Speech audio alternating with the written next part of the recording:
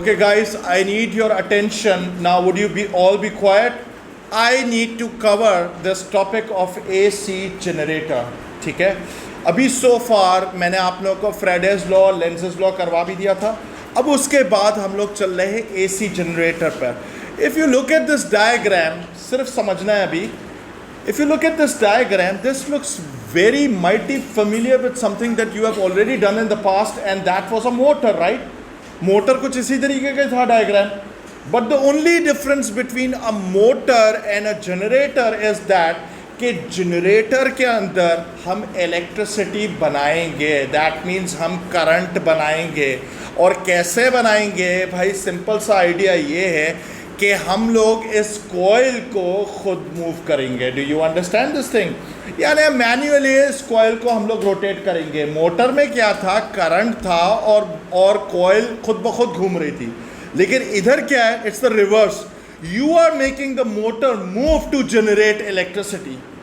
That is the main concept over here. You are making the coil move inside a magnetic field.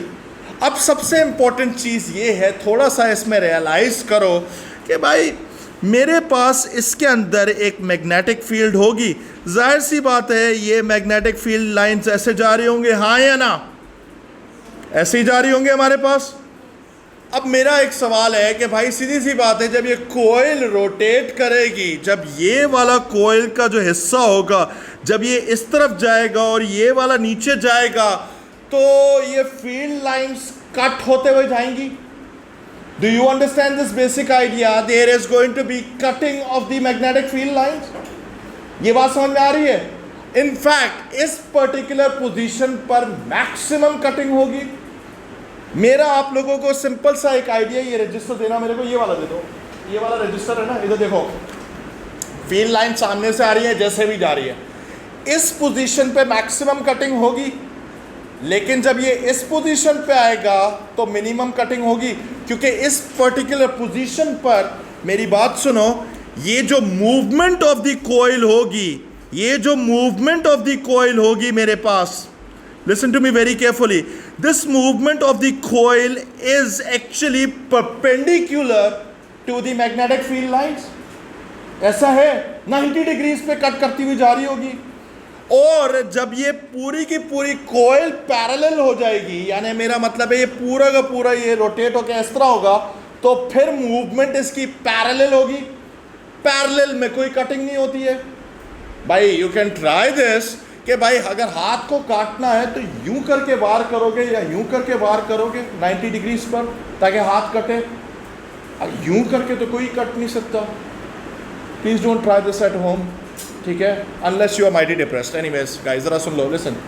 अब मेरी बात जरा सुनो, यहाँ तक बात समझ में आ गई? Is that clear? Please tell me, ये कॉन्सेप्ट क्लियर है? अच्छा, अब उसके बाद एक मेजर कॉन्सेप्ट और भी है. Listen to me very carefully. Now this is a professional lingo that I would want you to use in your examination. सबसे पहली चीज है कि अगर ये मेरे पास कॉइल है तो ये कॉइल का प्लेन होगा. ये नजर आ रहा है? ये प्लेन है मेरे पास कॉइल का. इनफैक्ट मैं आपको इधर भी बता सकता हूं.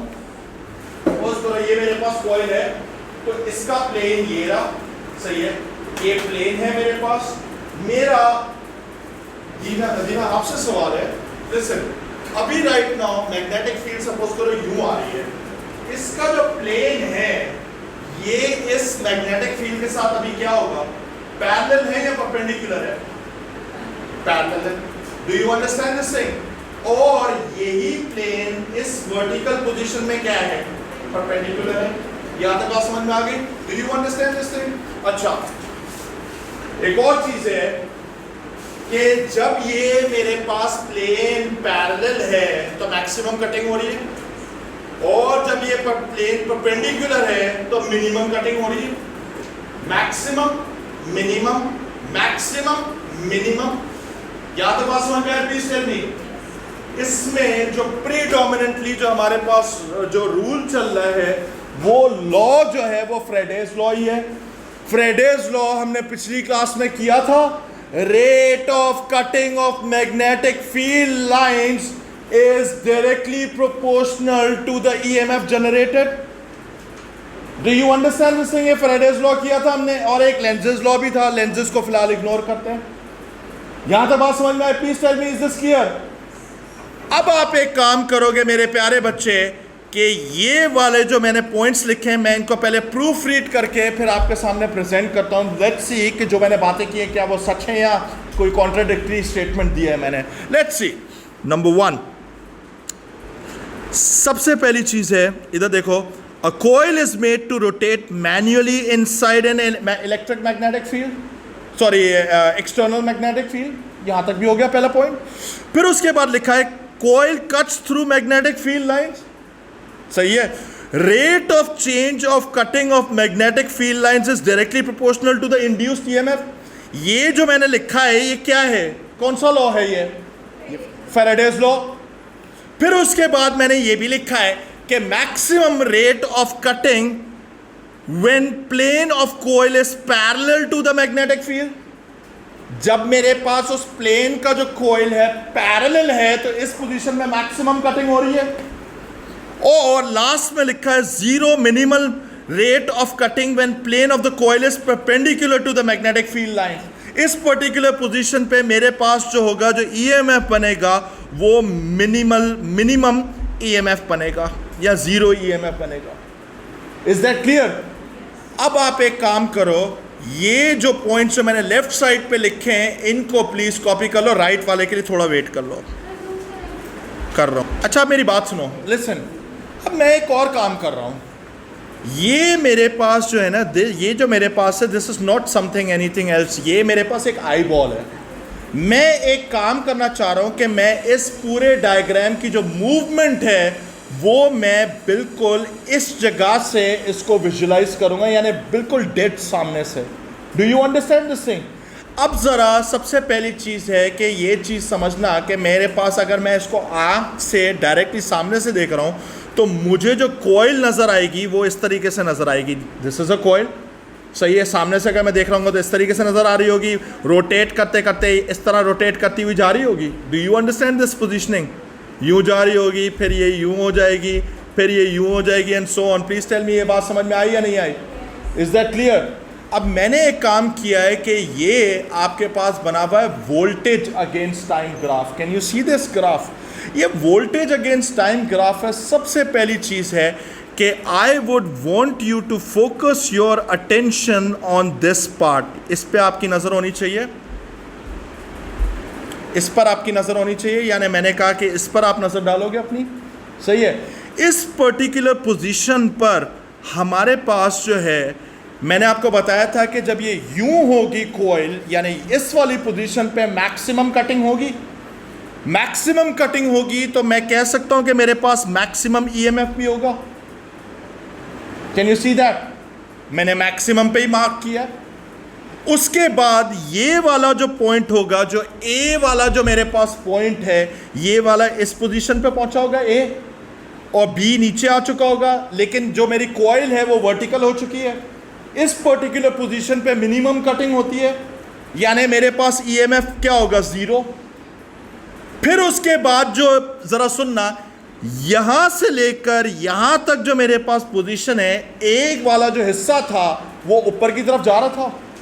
अब यही वाला हिस्सा जो है, ए वाला जो हिस्सा है, वो किस तरफ गया है, नीचे की तरफ गया है। Do you understand this thing? लेकिन again this is a position of maximum cutting. तो इसका मतलब है कि इस बार मेरे पास जो ईएमएफ बनेगा वो मैक्सिमम नेगेटिव ईएमएफ बनेगा। फिर उसके बाद वापस से कॉइल वर्टिकल हो गई तो जीरो। फिर again the cycle repeats itself. Do you understand this diagram? दोबारा सुनो। अब इसको मैं एक दफा फिर से सामने समझा रहा हूं। ये देना, इस पोजीशन से स्टार्ट किया था हमने, इस पर्टिकुलर पोजीशन पे पीछे से घड़ी हमने बस अचानक से बस स्टार्ट की है, घड़ी रोटेशन चल रही थी। इस पर्टिकुलर पोजीशन पे मैक्सिमम कटिंग होगी, मैक्सिमम ईएमएफ मार्क किया हुआ है, नजर आ रहा है। उसके बाद जब ये घूमता हुआ इस पोजीशन पे आया तो मेरे पास मिनिमम कटिंग थी, तो आप इधर पहुंच गए। फिर उसके बाद यही वाला हिस्सा पहले ऊपर जा रहा था, अब ये वाला नीचे जा रहा है, तो इसका मतलब है नेगेटिव मैक्सिमम कटिंग हुई। फिर यही वाला हिस्सा जो है ये पूरा का पूरा वर्टिकल हो गया, तो minimum cutting zero EMF, maximum cutting maximum EMF. Can you see that? ये बात समझ में आ गई? Please copy this diagram. This is an important diagram because it is clearly mention in the syllabus spec कि आपके पास EMF against time graph with the positioning of the coil is very very important. अच्छा, अब अगर ये बिल्कुल crystal clear समझ में आ गया है तो अब आप मुझसे ये भी पूछ सकते हो कि सर ये क्या है. आप मुझे पूछ सकते हो कि सर ये क्या है, ये क्या है.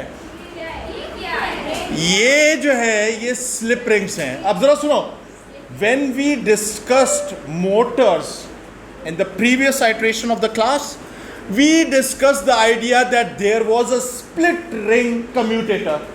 उसका function था to reverse the direction of the current every half cycle. लेकिन यहाँ पर ऐसा कुछ भी नहीं है, ये AC जनरेटर है. स्लिप रिंग्स का सिर्फ एक काम है. स्लिप रिंग्स का काम जो है वो ये है कि इस कोयल का कॉन्टैक्ट इस आउटपुट वायर के साथ हमेशा मेंटेन रखे. अब मैं आपको बताता हूँ कैसे करता है. इसमें सबसे पहले ये आपको नजर आ रहे होंगे, ये कार्बन ब्रशेस हैं. Carbon brushes are made up of graphite. From your chemistry course I am sure about it that you know that graphite is a solid which is an excellent conductor of electricity. Allotrope होता है carbon का. Is that clear? And also it is an excellent lubricant. यानी अगर इसके ऊपर कोई चीज़ घसाई जाए तो वो जो है वो आराम से स्लिप होके जा सकती है, यानी फ्रिक्शन मिनिमल होगी. अब इसका कहने का मतलब ये है कि बेसिकली होगा क्या, ज़रा इधर देखो. ये सपोज करो कि ये जो कॉइल पीछे लगी हुई है, जो पीछे वाला हिस्सा है, उसकी एक वायर इसके साथ हमेशा कांटेक्ट में रहेगी और ये पूरा इसी के साथ मूव करेगा. और बाहर जो कार्बन ब्रश होगा वो इसके साथ इस तरीके से मतलब टच में रहेगा. Do you understand this thing? You can clearly see that कि इसके ऊपर स्लाइड होता हुआ जा रहा होगा. ये बात समझ में आ गई? Is that clear? Do you understand this basic idea? सही है. अब आप जो है ना एक काम करो, इस स्लिप रिंग का छोटा सा डेटा है, ये आप मेंशन कर दो.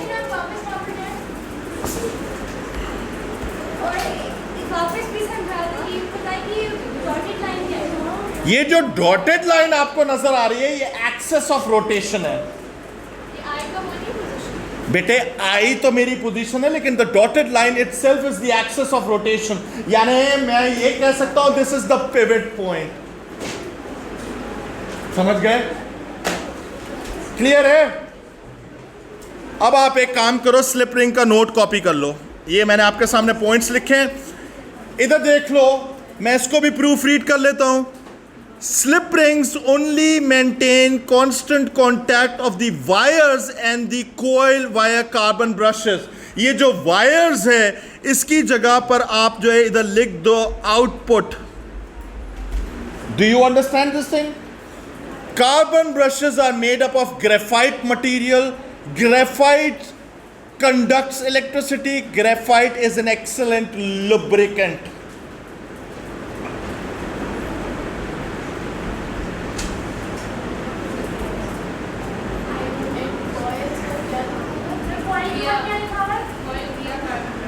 कॉइल वाया कार्बन ब्रशेस, ये लिखा हुआ है ना.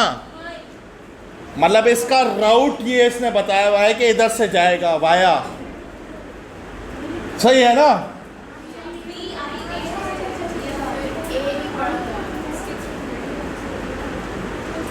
ठीक है, दैट्स इट.